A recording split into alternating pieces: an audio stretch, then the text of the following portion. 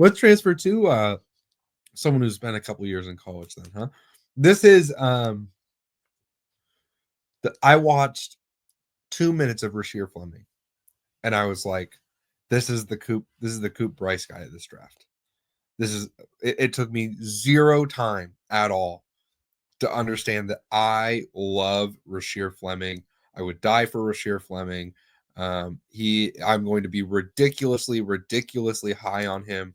And it took me about another minute and a half to be like, yeah, Coop is going to be there too. So to say. Just are you going to be higher than Kon? Is that Let's Fleming over Kneuppel now? Let's slow our roll. But I do love me some Rasheer Fleming. Rasheer is listed at 6'9", 235. And to be honest, just having seen like the occasional Twitter highlight, I was like, there's no way he's 6'9". And then I watched the games. I was like, damn, he's like 6'9". Like he's like really, he is forward sized, legitimately. July 10th, 2004 birthday. He's from New Jersey. His rookie season will be his age 21 season. But he's not old for his class. In fact, he's only a year older than Kon and McNeeley, despite being 2 grades above them. This season as a junior, so it's important to note, he has kind of slowly developed and played more minutes every year. As a freshman, he played 20. As a sophomore, 26.8. This year, 31.3. He probably would have played more minutes per game if he could have stayed out of foul trouble consistently, but we'll talk about that later. He averaged 14.7 points, 8.5 rebounds, 1.3 assists, 1.4 steals, 1.5 blocks, 1.5 turnovers on 53, 39, 74.3 shooting splits. Remember when people were talking about how big of a concern him shooting sub 70% from the free throw line was, and he has this season shooting 74?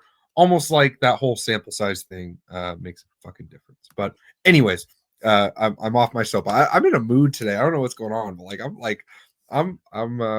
anyways. We got edgy Bryce today on the pod. That's crazy. Dealing with these fucking high schoolers, dude. I'm like coming at it with what's funny is I like 2 of the, like I love 2 of these guys. Like so it's like, and I'm still coming at it with some hate, but for some more advanced stats, Fleming had a 121 offensive rating, pretty darn good. Only a 20.4 usage, so not the typical kind of high usage, low efficiency mid-major star. In fact, he was very high efficiency, 61.9 effective field goals, 63.8 true shooting, 7.6% of offensive rebounds, 22.8% defensive rebound rate, only 8.5 assist rate, really low, 14.2% turnover rate, not great, not horrible, whatever. 4.9 block rate, 2.6 steal rate. That's the stock rates I'm talking about, baby. 28.5 free throw rate. He dunked 43 times. Shot 69.9% on close twos. Only 22.7% on long twos, but he only took 22. Took 101 free throws, shooting 74.3%. 8.5 3-point attempts for 100 possessions, shooting 39%. Total of 159 threes attempted. This is a dude that knows his roles, fellas. This is a guy who knows who he is. He's out there to score at the rim on assisted baskets. He's out there to make wide open threes and play some defense. So I wanted to do a couple different queries based on that thought. The first one, really simple. Who dunked 40 or more times, shot 37% from 3, and took more than 7 3-point attempts per 100 possessions? Some fun names here. Keegan Murray is the most successful. Ben McLemore, perhaps the most infamous. Brandon Carlson, Jay Huff, and Cameron Oliver, all really interesting names. Cam Oliver is maybe the big outlier because he just never really shot it in the league, despite taking a ton of shots at Nevada. But other than that, I mean, those are 3 guys who are at least, 2 of them are borderline NBA. Brandon Carlson, borderline NBA player. Ben McLemore, borderline NBA player. Keegan Murray, very successful, very good NBA player. Jay Huff, probably underutilized, but good NBA player. And Rasheer Fleming. What do you guys think about that query right there?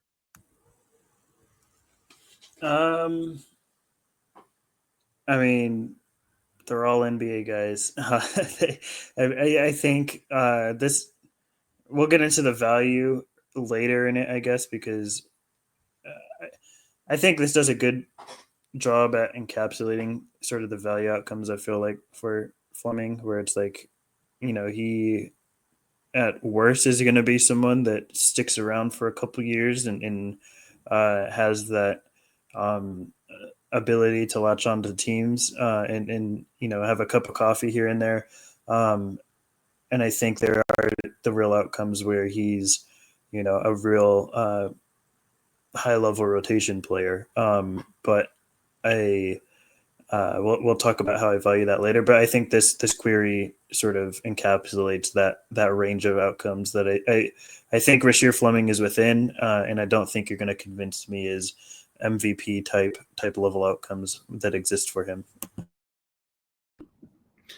I think Fleming, the big thing that really separates him is from this group of guys is the handle and just kind of the athletic funk there. Keegan Murray had a little bit. Jay Huff, not really a ball handler. Brandon Carlson, you said, was in that group. Not really a ball handler, kind of a big man. I'm forgetting one other name. I think I already said Jay Huff, but there's one other name in there. McLemore. Ben McLemore famously cannot dribble the goddamn ball. So I do think that's kind of prospect-wise what separates Fleming from these guys. But I think it's a really just a sign that what he does is valuable, right? I think that this kind of these are all guys who in the right context and on the right team are valuable players next to the correct players. And I think that Fleming has a step up because of the handle and some of the more interesting funk in terms of sticking on other teams where he's not just a one-trick pony who plays the big man spot and can dunk a lot and can also sometimes hit a spot up three. I think he's just got more to his game than these guys. For what it's worth, he has the best steal rate of that whole group. Now he dunked the least, but best steal rate. The other one I did based just kind of on some weird production ones, but I was interested nonetheless. You guys tell me if this is a little too cherry picked. 2.5% block rate, 2.5% steal rate, 37% from three on at least three. I was just going to do percentage, but there were a lot of dudes who had taken like 10 total threes. I didn't want that. So I did three per 100 possession and then 30 dunks. This is the group. And this is maybe my favorite query I've ever done. So Cooper Flagg is in this. Jalen Slauson is in this. DeAndre Williams from his 6th season is in this. Marcus Bingham Jr., Jake LaRavia, Andrew Kosteka from Loyola, Maryland, McCall Bridges, Josh Jackson, Victor Oladipo, and Wes Johnson. All of those Final Four guys from their draft year. Fellas, thoughts? I think this is ethical and a very good exemplifier of the productivity with those kind of stock numbers. I think that I'm gonna come across as the low guy on Fleming just because I'm not quite as high as you guys, but I do think that those stock numbers provide a very real tangible thing to latch onto when it comes to his defense, and that if you can do that and shoot at the level that he can, I talk about 37%. Like if you can provide stocks and shoot and you're the size that he is, it's generally you're gonna have a bit of a leash to latch onto a team, and I think that exists for Fleming, and I think that almost all the guys that you named were pretty productive on both ends of the court. Marcus Bingham shout out was crazy. I had completely forgotten about him. 15th year, DeAndre Williams, great poll. That is a great query just for the poll factor, but it also is like a really interesting, diverse group of bigs, guards, and wings. For what it's worth, Fleming took the most threes of anyone in that group. Cooper Flagg. Really? Actually, that's not true. McCall Bridges took more. Okay. But other than that, Cooper Flagg is the only person who's even particularly close. So he took way more threes than Oladipo or Jackson, more threes than Jake LaRavia or Bingham, or especially like DeAndre Williams, whatever. So that is worth noting, I think.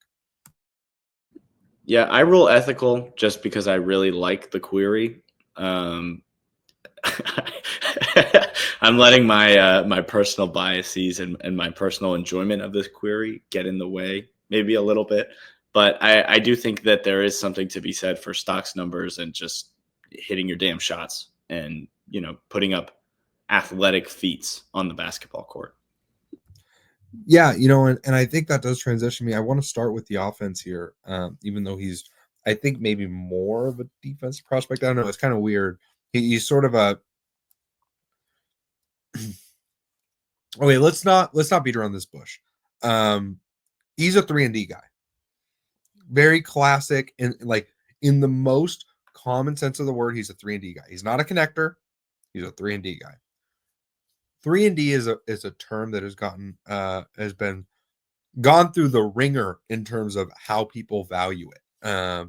Is it good? Is it bad? Is it whatever? Is it overrated? Is it underrated? How important is it?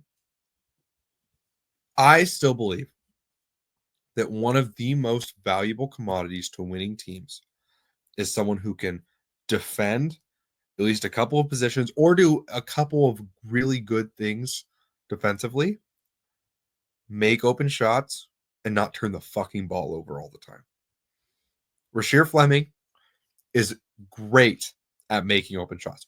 Great. I think it's almost under discussed just how good of a shooter he was this year.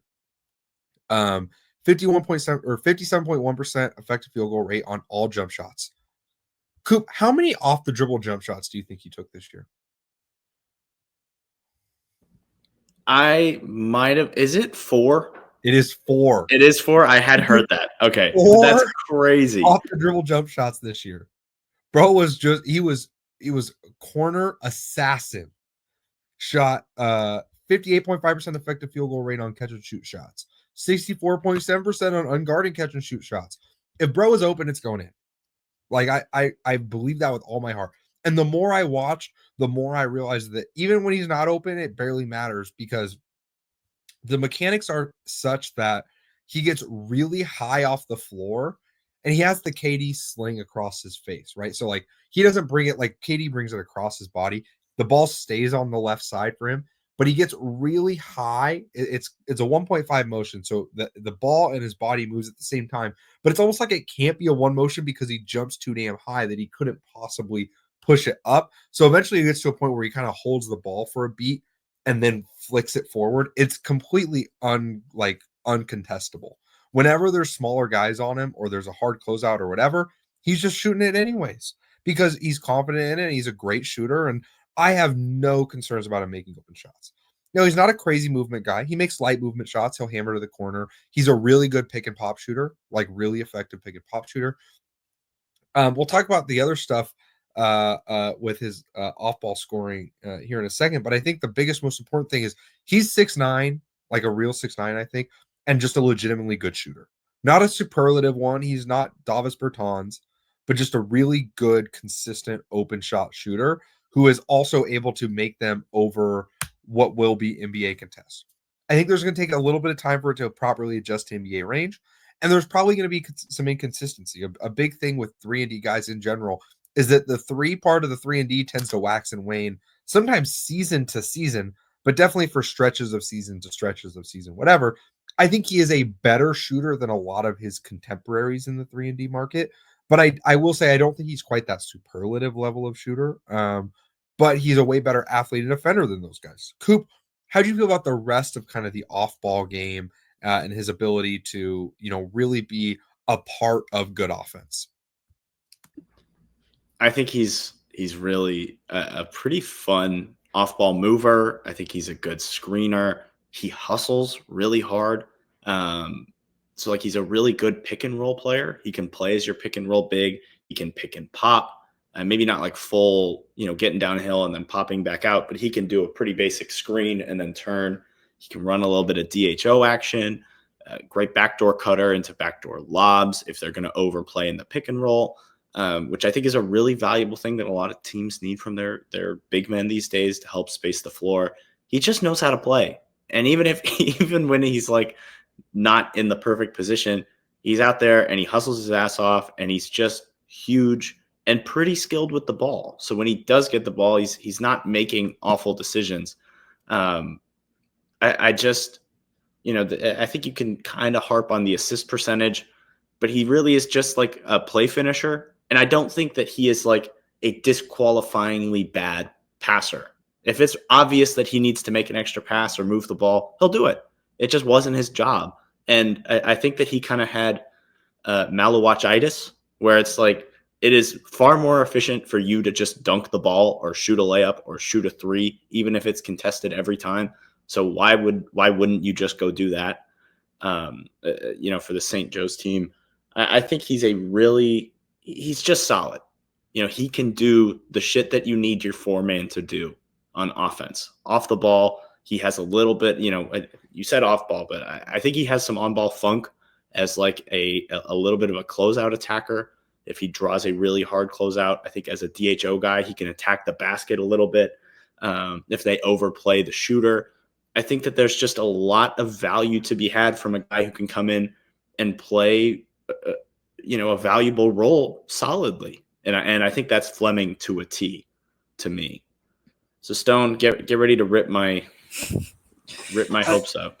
I don't want to come across like a hater because I actually do like Fleming, just not to the same degree as you guys. So I'm not going to be like a full contrarian in this section, but like I do somewhat disagree that the one thing I will push back on is like I really don't think he does anything with the ball. Like I don't think he's attacking closeouts really. Like all his finishes at the rim, I think, are pretty much going to be assisted, and that's not to say that it's a complete negative. Because he's just a play finisher. Like you can still be a really effective player as just a play finisher. I just don't think there's any on-ball juice there really. But what I will say is that I think he is a really good shooter, like a fantastic knockdown spot-up shooter, and a really good relocation shooter. There's just not much shot versatility there. Like he's not taking the movement shots that a McNeeley might. There's not really any on-ball equity, which is fine. He's still really good at spot-up shooting because he is also really good as a finisher, right? Like I think that's sort of the separator here with McNeeley, apart from the defense, just offensively speaking. Like he does two things really well, and finishing is really important. And I think that he is a really good finisher. He's really strong.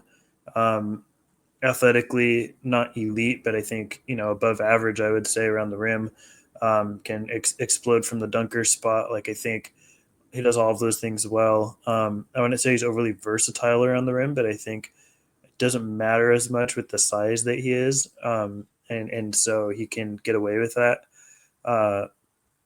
And I think there is a chance, and you guys will obviously say that this is the case, but there's a chance I'm overthinking it just because he is able to finish and shoot at a really high level, and even though he can't really do anything else, he does those things so well that it just continuously adds value on the court no matter what.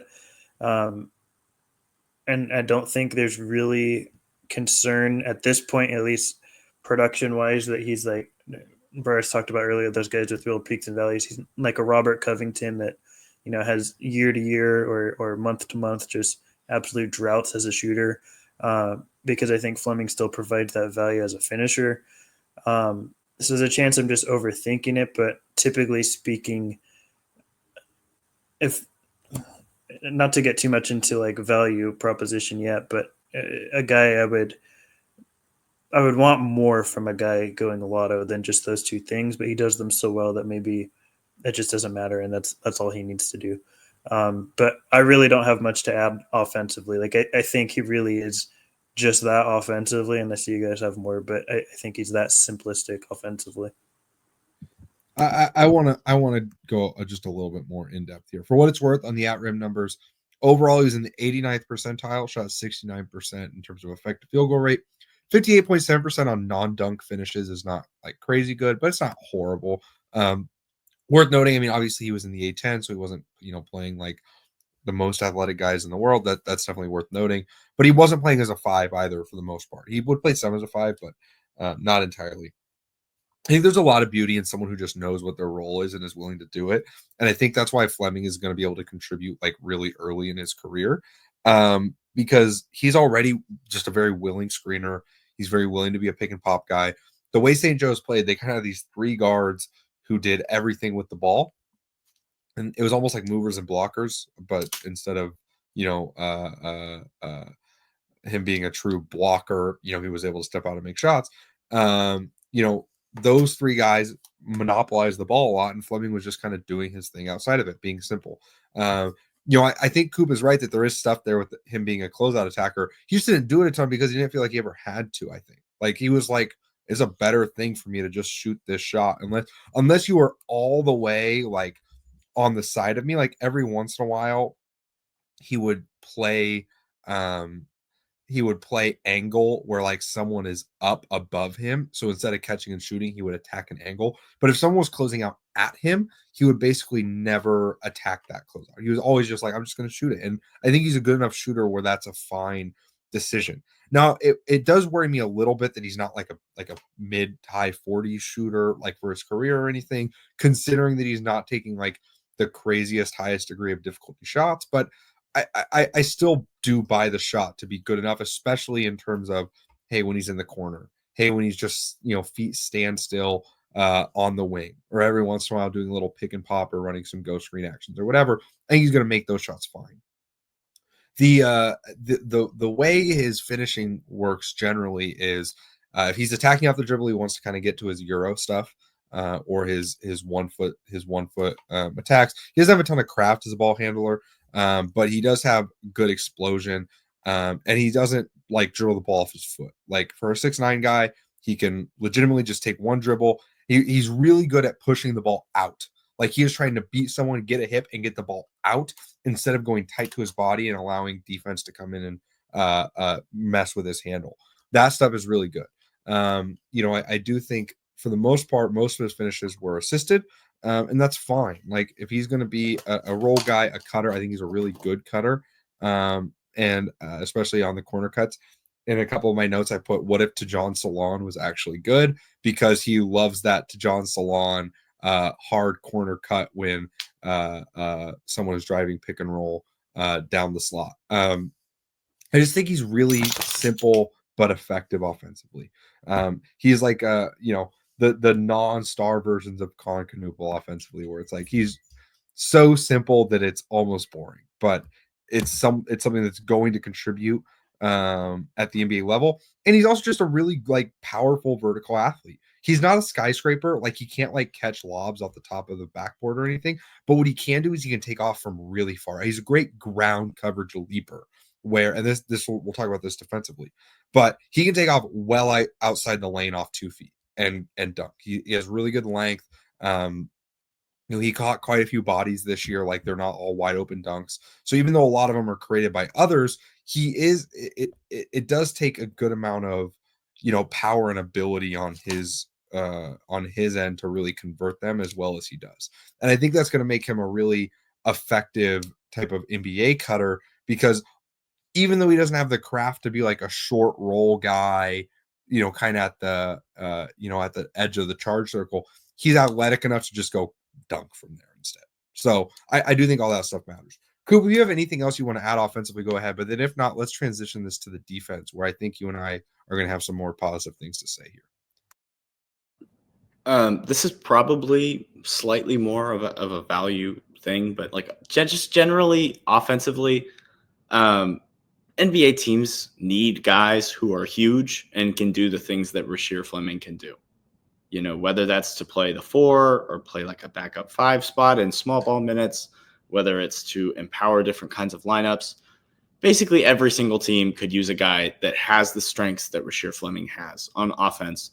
And the fact that he's like a normal age junior, I think was the conclusion we came to, slightly younger junior, with some on-ball funk, I think makes him an even more enticing prospect. Defensively, I think is really interesting because he's a really great mover in tight space. He's really good in like pick and roll coverages. I think he's really good at containing a driver from the perimeter. And then when they make the interior pass, his hips flip so well to be able to contest and go guard the other interior scorer. It's like it's really rare to see guys who are this big and pretty strong, very functionally strong, be able to explode like this, move like this. He's got a lot of length on the defensive end. decent shot blocker. I don't think he has like crazy shot blocking numbers, but he's got really good hands. I think especially because he played next to a big with most of his minutes. If I am understanding his, that from the games I watched, he did. I'd have to check the stats to, double check exactly how many minutes, but he wasn't the only big on the floor. But I do think he can do some 5 stuff defensively. I think he's athletic enough to do it, but he is most interesting as a 4 who can show up in a couple different kind of pick and roll coverages. I think he changes direction really well. He's pretty quick, pretty strong, functional length, good hands, just like a really playable combination of defensive tools and good enough feel, has, pretty solid footwork from everything I can tell. I think he's just like a very functional player in just about every degree that you could ask for on the defensive end from a guy his size. So I got really Stone. I know you're gonna have some more. You're gonna have a lot to say here, so I just want to go quickly. I got a lot of Jake LaRavia vibes watching Rasheer Fleming play defensively, the good and the bad. He is a really bad closeout defender, like really bad. His closeouts are awful. He gets dusted. He can't change direction. The way I heard it described when talking about LaRavia was it's like watching a bus try to turn around. That's kind of what it's like watching Rasheer Fleming try to change directions. But I do think that he has a special defensive skill. And that's his paint maneuverability. His ability to show and help get back to the guy he's supposed to be guarding and contest and be a real factor there is great. He reads the eyes of drivers well to get steals and deflections in the lane. If he can play in a defensive system where he is able to stay low and other people kind of do the X out for him and he can be the third closeout, I think he's going to be fine. I think he's going to be potentially really good because he can even contest shots well on closeouts. He just can't close out and guard. So, it's one of those things where he might have to be in a specific role, but in that role, he can be really, really good. I think there's a world he could be a drop 5, even though the technique isn't very good right now. I don't think he can switch. I think he's going to struggle on guards. But, guarding 3s and 4s and even some 5s should be fine. He has a really strong lower body, but his upper body is pretty weak. He doesn't handle contact very well. He'll get shoved around by strong 5s in the league. But I just think overall, like, the thing I'm most sold on is the combination of athleticism and motor is just really good. He's a great rebounder. Great. We should talk about this with McNeeley's a good rebounder too. We probably should have given him that credit. Don't look at me like that, Coop. He's a good rebounder. But Fleming is a different level. Fleming is a great rebounder. He's a great box out guy. He gets early position. He fights to keep guys off the glass. He's great at seeing the ball come off the rim and going for it. It's not like a special skill, but I do think that there's a world where like he's like a surprise like 9 rebounded game guy in the NBA as a 4. Where it's like, oh, like I didn't know he was contributing like that. Or even if he's not actually grabbing that many rebounds, he is just always boxing his guy out. You can put him on the Steven Adams of the world, and he's going to really fight that guy.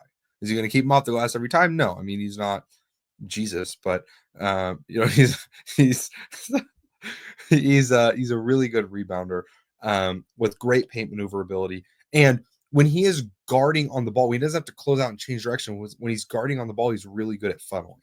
He's good at sitting on a hand and driving someone into their help using his strength and his footwork. His foot speed is good enough, and his ability to contest too. If you want to try and stop and pop that shot, he's going to be able to bother that with his length and his pop off the floor. He's a fairly quick leaper too. He has an okay second jump. I just think overall, like he's just a really good defensive player, if a limited one with some, very specific weaknesses. There's a world where if a team that didn't do their due diligence and drafted him and put him into a role where he had to be like a Tari Eason fly around guy, he might struggle.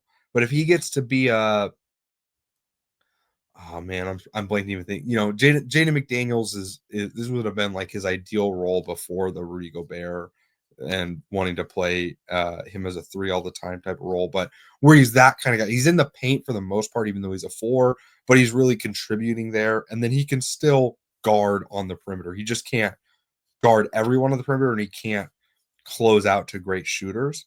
But I think he's a good defensive player, and that really in that role, and that combines with his shot making to make him a potential, really solid 3-and-D guy. Stone, where are you at with the defense? I think this is where maybe you're going to differ from us a little bit more. I don't think so, actually. Like, I don't really disagree much with all of what you said. I think I just value a bit less all of these things than you guys. That's really the difference. But like, I don't disagree on what we're seeing. I think that he, is a really solid defender who on the perimeter against wings and forwards. I don't think he's making like a ton of plays on the ball. Like, he's not much of a havoc creator, but he's also like not over gambling much either. He's really good, I think, at containing guys, and guys with weaker dribbles can he can make sure they do stay out of the paint and don't move him, especially with his strength. I agree that he has a really strong lower body and a weaker upper body. It's very Justin Lewis-esque, and it took me like an hour to figure out Justin Lewis's name because I forgot. But I think that he can survive against certain small ball fives. Like if you're wanting to run that lineup out for a few minutes and it's against specific fives that are not, massive and huge post guys. I think that Fleming can maybe survive there. I agree that because of the contests are pretty bad, I don't see him being really much of like a low man, just because rotationally, I think he's going to really have some struggles with the perimeter, getting back to the paint, things like that. So I don't really foresee that sort of defensive role for him. But overall, like I don't disagree too much with what you said defensively. I pretty much have the same takes, and that kind of, unless you guys have more to say defensively on him, I pretty much just value him as a first rounder in pretty much every class this year. It might get him to late lotto or just after that in like the 14 to 20 type range. I just value it less, I think, than you guys do. Like maybe I'm just being like a little too overthinking it a bit, because he can defend and can shoot and can finish, and maybe that's all you need to be a good NBA player. It probably is, but he's also just not versatile enough at those things for me to value him as a lotto type guy. Like he's not a lockdown defender, but he's not versatile enough to switch heavily or be a low man, but he's also not super versatile as a shooter. He's more of just like a spot up guy. And he does all those things well. It's just that they're all too specific for me to value as a lotto type guy. I just wish there's more added versatility to, any one of those three things with the finishing, shooting or defense. And if there were, I would have him, as a lotto guy in pretty much every class. But for me, he's just more of a secure first rounder.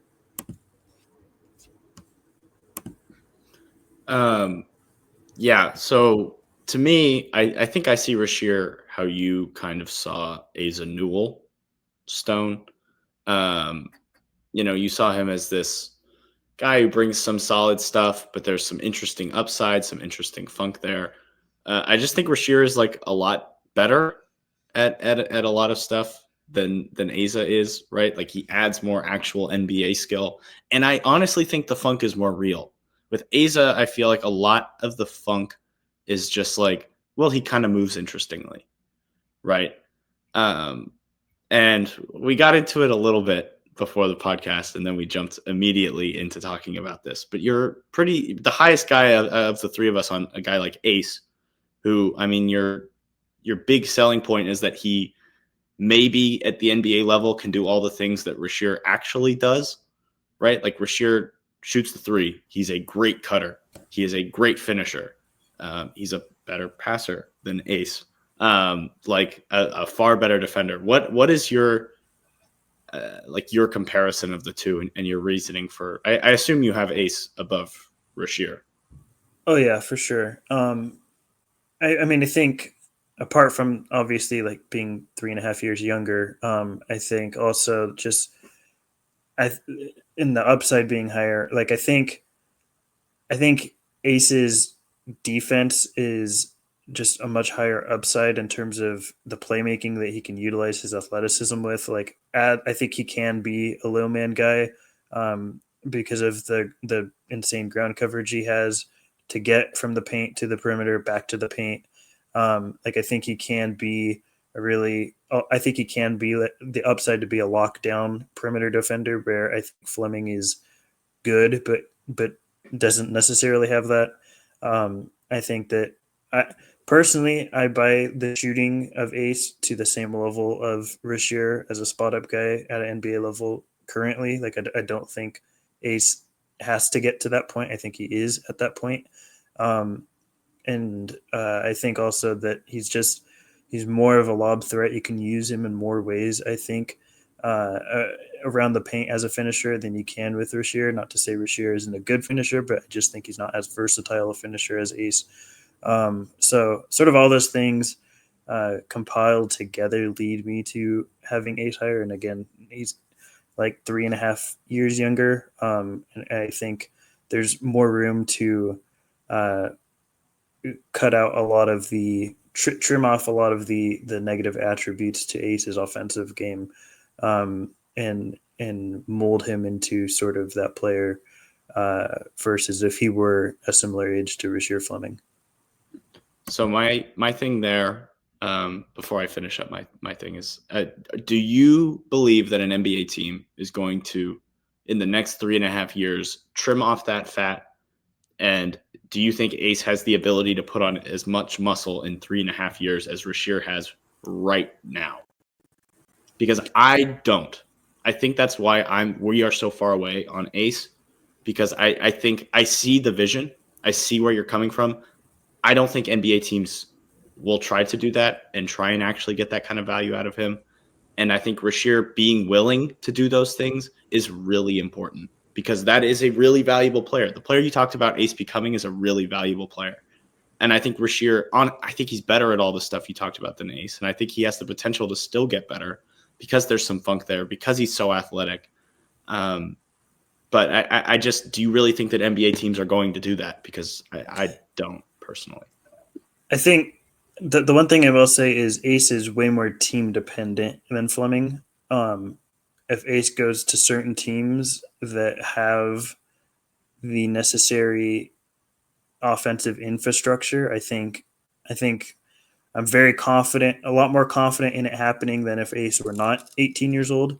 I think that, I'm not saying it will happen, but I think there's the likelihood is fairly high percentage, just because of the age, that you can cut out a lot of the bad decision making with the ball in his hands, because you could put him in a context where he just doesn't have the ball in his hands and he is like a purely off ball guy. And I think if you do that, you extrapolate a lot of Ace's value, and simultaneously mitigate a lot of the concerns.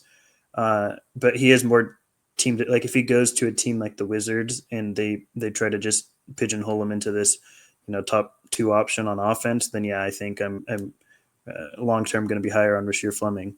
But and in terms of the muscle, I don't think he'll get to Rasheer Fleming muscle, but I also think it matters less because they're kind of different roles defensively. Like I think Ace is twitchy enough as like someone that can defend guards really well with the length that he has and the twitch that he has, whereas Fleming can't do that. But Fleming has the necessary muscle to go against certain small ball fives.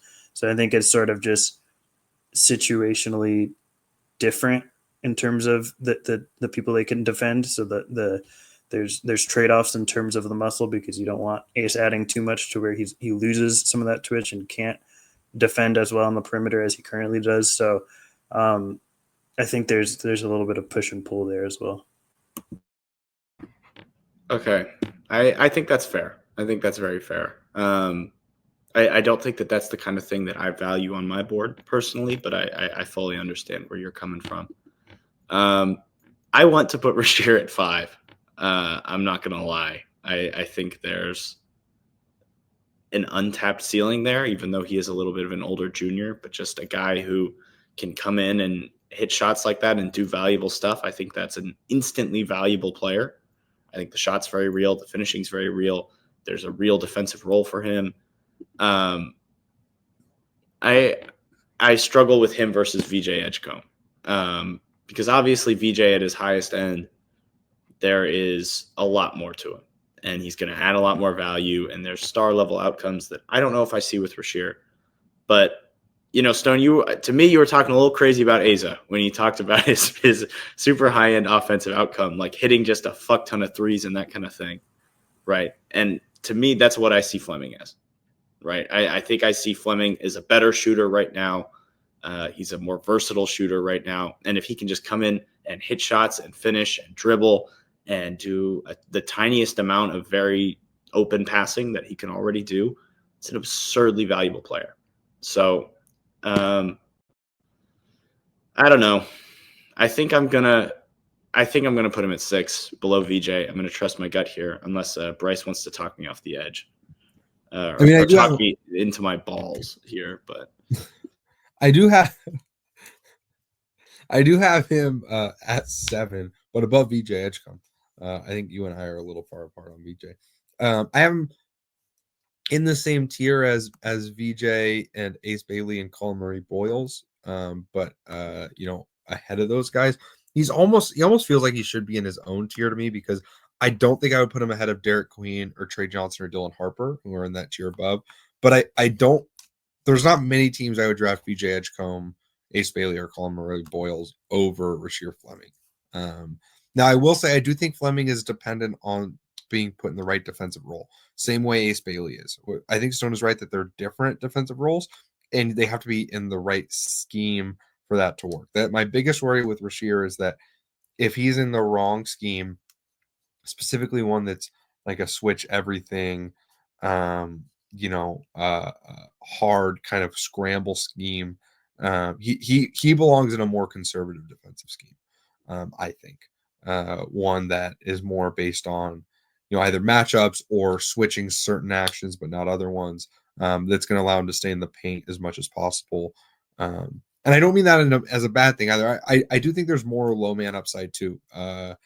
I think his technique as a shot blocker is not great, but his instincts are good and his strength is good. So I do think there's stuff there. I just think for me, if this is a guy that hits, this is a player that swings a playoff series. And something I've talked about, but maybe I haven't put into words well enough, is outside of star bets, the thing I am looking for in the draft is which of these guys can swing a playoff series. In this draft so far, of the guys I've watched, I think there's 6 star bets.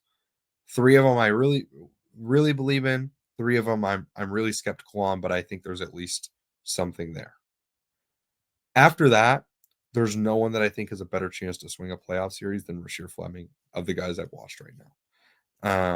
And that's where I'm at. And that's whether it be with big shots, whether it be with guarding the right guy, whether it be with some effort, rebounds, whatever. I just think he's too tough and he's too good to not succeed. That's the guy I'm going to bet on. And I agree with Coop that there might even be some outsized kind of star outcomes where he's just a really good, like all defense caliber defender who is also a good shooter who learns to leverage that as a closeout attacker in the space of the NBA to just be a devastating straight line driver too. Like, I think all that is realistic. It would be a weird, it would be a outsized development pathway, but he's already been on an outsized development pathway. He's a good fucking player.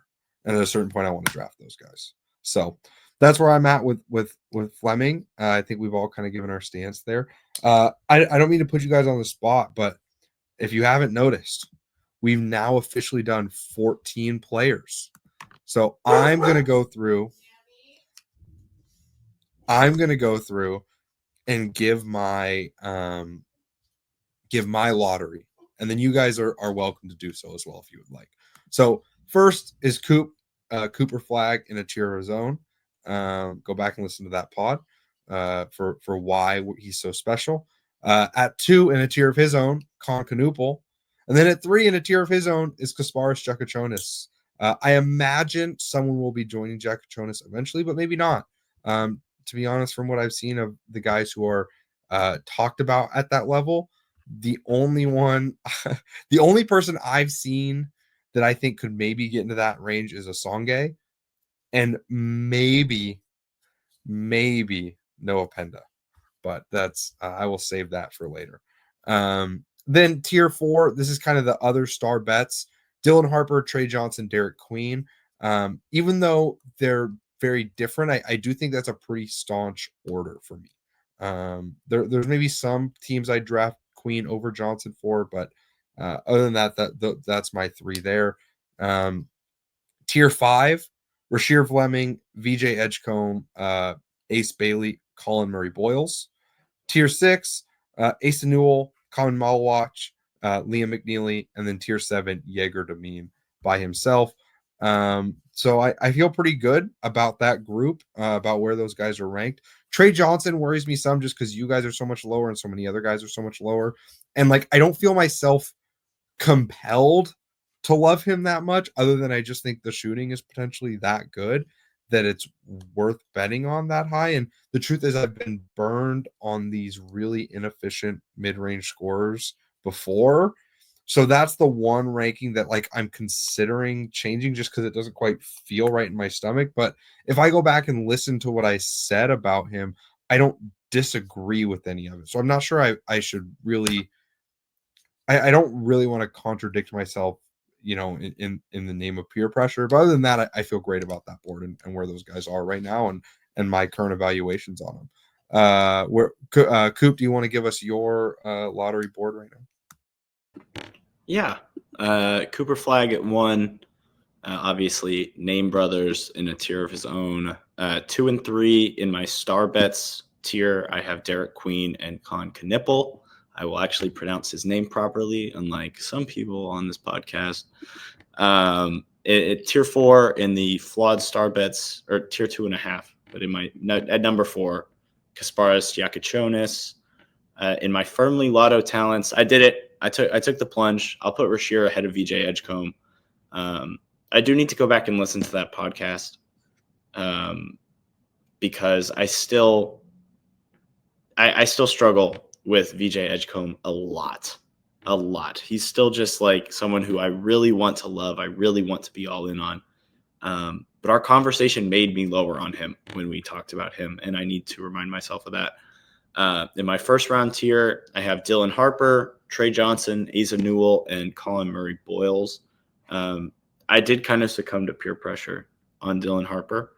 A little bit. I still don't really like him. I still don't like his passing. I still don't like his defense. I don't like his shooting. The finishing is really good. He's a really good finisher when he does get his screens. And that is a legit skill. That is something that can, as a driver of offense, add real skill. And I was a little mean to him in the podcast we did. Tier below that, my second rounders, I have Kaman Malawach, Ace Bailey, and then my two-ways undrafted free agents, Liam McNeeley and Jaeger Demeen. I feel really solid about that group. After the first three pods, I felt really bad about the top of this draft, and I feel better about it the more guys we've gotten into, and the more we've gotten into this class. So, Stone, bring us home. Yeah, I think that's pretty telling too of how different we are from consensus, or the consensus guys we were much lower on than people think, and then we're super high on guys that are in 6, 7, 8 range on a lot of people's boards.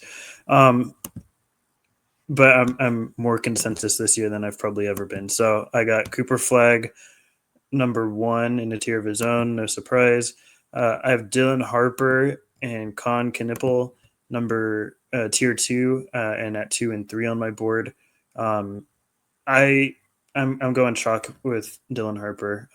I think he's got more of a star outcome bet than anybody else in this class. and that's where I vary from my colleagues. Tier 3, I have tier 3 is as close as any other tier, as any tier. It's very bunched up for me. I have at number 4 Casper Siakachonis, number 5 Colin Murray Boyles, number 6 Ace Bailey, number 7 VJ Edgecombe, number 8 Asa Newell, number 9 Derek Queen, number 10 Kaman Malawach. And then I have in tier 4 Rasheer Fleming. And by the way, tier 3 are all guys that are a lotto bets probably in most classes, or firmly like top 20 guys. Rasheer Fleming is in a tier of his own at tier 4 at pick 11, and he's firmly a first rounder in pretty much every class.